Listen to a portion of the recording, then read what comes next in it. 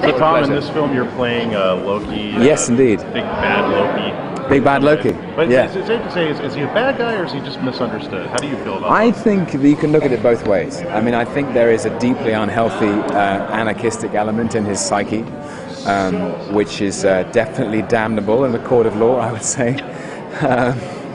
But definitely misunderstood. I tried very hard in preparation to think about rooting the chaos and the mischief in a psychological, a very truthful psychological trope.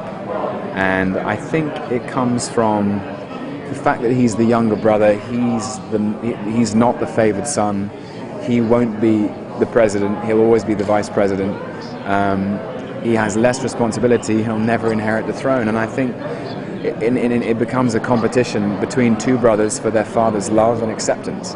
And because Thor is a chip off the old block in terms of he's much more like Odin, I think that Thor is easier to love for Odin than Loki. Loki is inclined to his powers of intellect. He's inclined to the dark arts and magic and sorcery. And I think Odin doesn't really understand any of that. And then through the course of the film, you come to understand the truth of Loki's parenthood, who his parents were, and then I think the villainy, if I could say that, comes from a betrayal, a rejection, loneliness. He doesn't belong anywhere. He doesn't belong in this family. He was never a part of this family, and it's the pain of someone who's hurt and has no one who's really giving him any validation as an entity.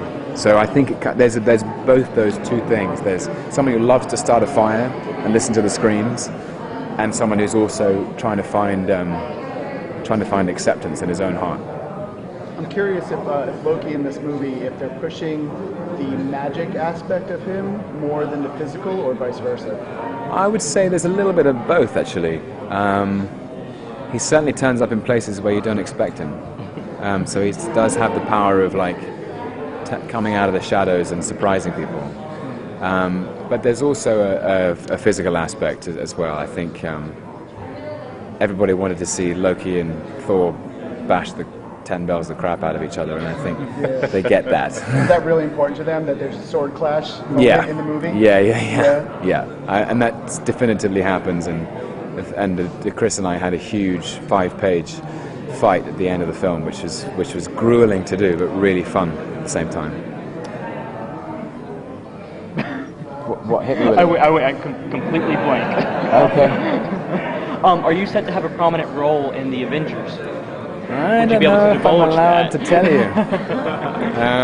See the finale of this movie. Yeah. Certainly, I can tell you that in the comics, he's the reason they all get together. Yeah. I see Loki as like this kind of cosmic puppet master. Like if there's bad shit going down in the universe, Loki's probably pulling the strings. On that note, Loki often is I wouldn't say friends with the Frost Giant, but kind of like pushes them to attack Asgard for his own needs. Without revealing too much, I would say that's a central premise in the film. Loki's relationship to the Frost Giants. Discuss. Any other monsters you can hint at in the film?